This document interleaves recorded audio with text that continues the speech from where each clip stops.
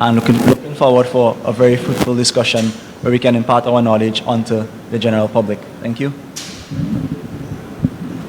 Good morning, everyone. As I look across the panel, I suspect I'm here as the producer rights representative or advocate.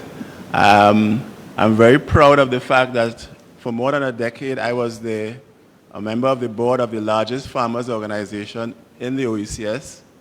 And even now, as I am resident in Grenada, I am the advisor to NIFO, the Northeast Farmers Organization. So I'll be most likely speaking about the rights of producers as we talk about the right to food as a universally accepted human right. Thank you. Thank you very much. So the theme again for today's event is efforts to improve the right to food for a better life and a better future. Now we have fisheries, GFNC, agriculture on a whole, forestry, and Mr. Steve Maximi. Ties into all of this. Globally, taken from FAO, between as it relates to hunting and adhering to our laws and legislation. So I thank you for now. Thank you, Mr. Palmer. Thank you very much. And Madam Chair, you suggested that I should speak about climate change. And I have the idea of incorporating it into what I mentioned earlier. We are celebrating this theme this year of the right to food. But we dare not speak about a right without talking about responsibility.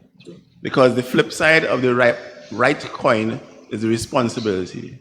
And to ensure that your rights are protected, you have to be vigilant. Because if I'm saying that you have rights and responsibilities as two sides of the same coin, you have to keep your eye on that coin if you really want to enjoy this so-called right.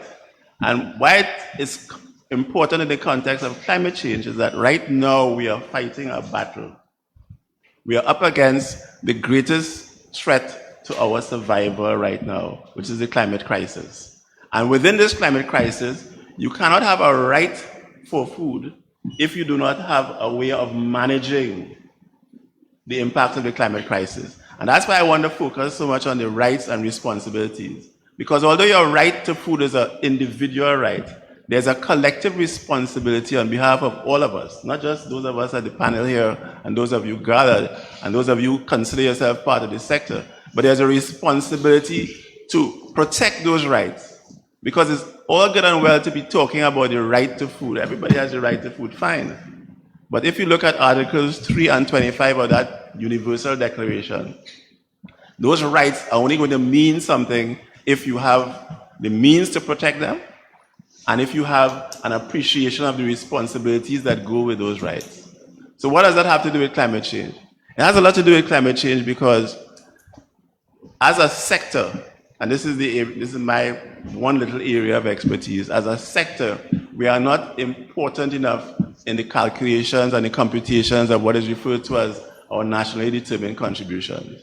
And it is because of that inability to access the funding that you need to fully explore those rights. Because you heard Ms. St. Louis, you heard Mr. Palmer talk about farmers having to produce this food. Because this food is only a right if it's accessible, if it's available, if you're able to combat the vagaries of climate change. And I'm saying that from where I sit and from what I do, there is a right that is being denied us because we have not fully accepted the responsibility that comes with that right. So you have a right to food, yes, but we have a responsibility as individuals, as collectives, and more importantly, as countries. And that's where the whole issue of climate justice comes in, because you can have no discussion, absolutely no discussion about the right for food without a discussion on climate justice, just transitions, and how we are going to adapt and mitigate to this existential threat called the climate crisis. And that's where we come in. Not only members of the panel here, but the PISLM Soil Care project that I'm involved with, we are attempting to ensure that those who are responsible listen to me carefully, those who are responsible for putting us in the position that we are in now are part of the solution so that we can continue to enjoy this God-given, unadulterated right to food. But it's a right that is only going to be expressed if we are responsible and if we protect those rights. And we protect those rights by ensuring that our farmers, our producers, our fisher folk have the resources to ensure that they can produce food for us at a level of expenditure that is commensurate with what our pockets can afford. So you heard Lauren and St. Louis explain about the price of fish as opposed to the price of a box of macaroni, right? But there are responsibilities implicit in that statement that have to do with our right to food.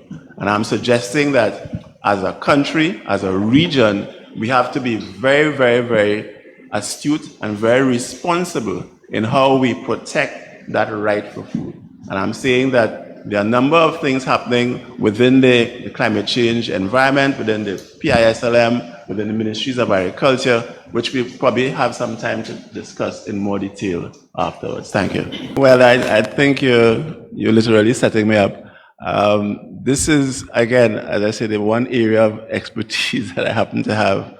And I can share with the audience that at last week's Caribbean Week of Agriculture, a particular government in the region accepted a means of conducting agriculture, a means of conducting so-called climate-smart agriculture that has been nationally declared as the way forward.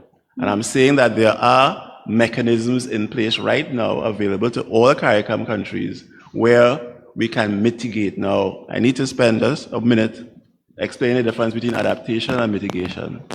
Adaptation is what we do as societies, as individuals, to survive. Literally, if we don't adapt, and I have to be very clear and very blunt, we go dead. It's as simple as that. When we say mitigation, what we are talking about is how do we collectively and individually reduce this climate change thing. How do we do that? By reducing our own carbon footprint, reducing how much carbon dioxide we produce, reducing how much of the fossil fuels we consume, etc., etc., etc. So that in terms of mitigation, we have a responsibility. You see, that word comes back again. So that amidst all this United Nations talk about rights to this and rights to that, without that responsibility, and when we're talking about climate change and mitigation, there's something called common but differentiated responsibility. And I hate to bring us into a conversation about food, but it is at the core of everything that I represent here on this panel. If you do not understand this concept of common but differentiated responsibility, you're not going to enjoy that right to food that you want to bandy about the place. So now just give me another minute to just talk about that. What the international community has said is that they agree that they are the cause, they are the main agents causing this climate change thing.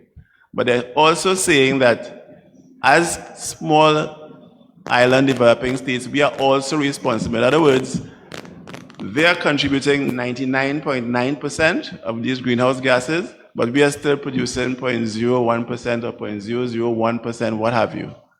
And how does that make sense? And what does that have to do with the right to food? Because we have accepted, and this is not a criticism now, we have accepted this thing about common but differentiated responsibility. What does that mean in English?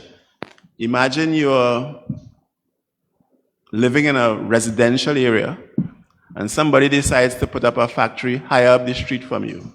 In that factory, they're producing a whole lot of plastic bottles and so as empties that keep coming down the hill in the drain in front of your house, which eventually allows your house to flood out every time it rains.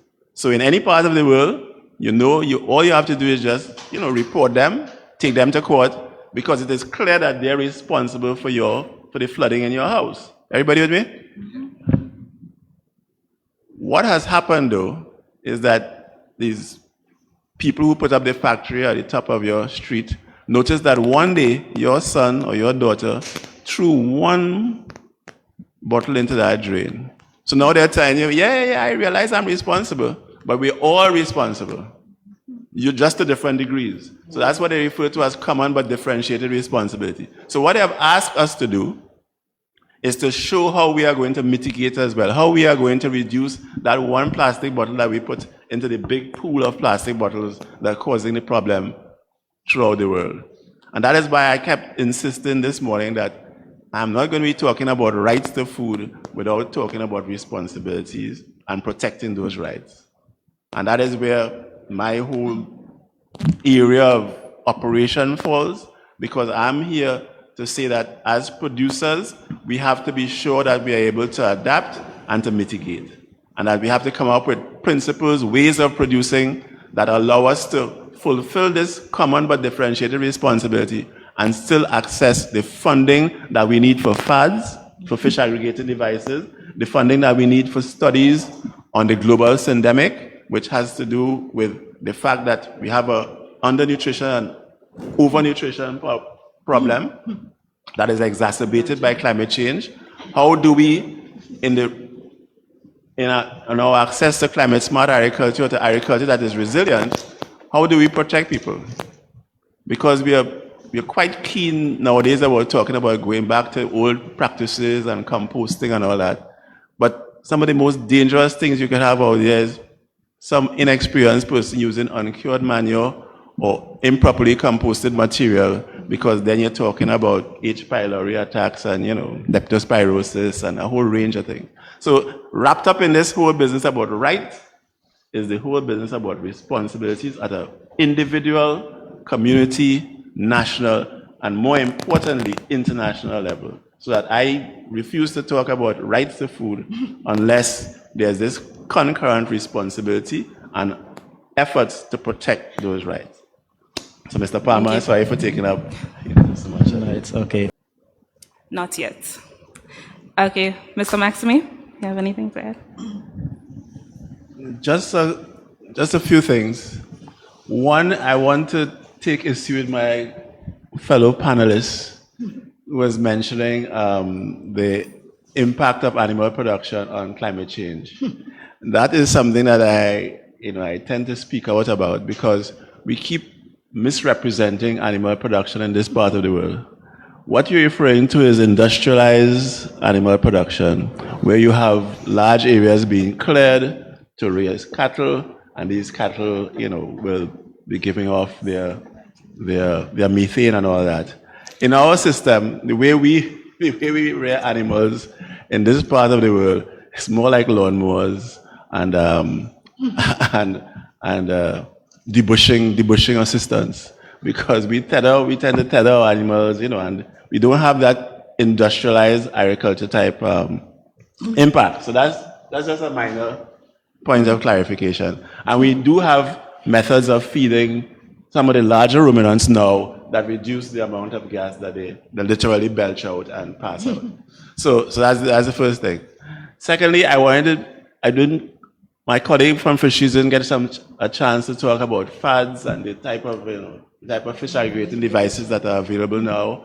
So that there are a lot of technologies out there. So I wanted to mention this business about responsibility to ensure that we took the responsibilities personally and as communities and as subsectors and as agencies as well.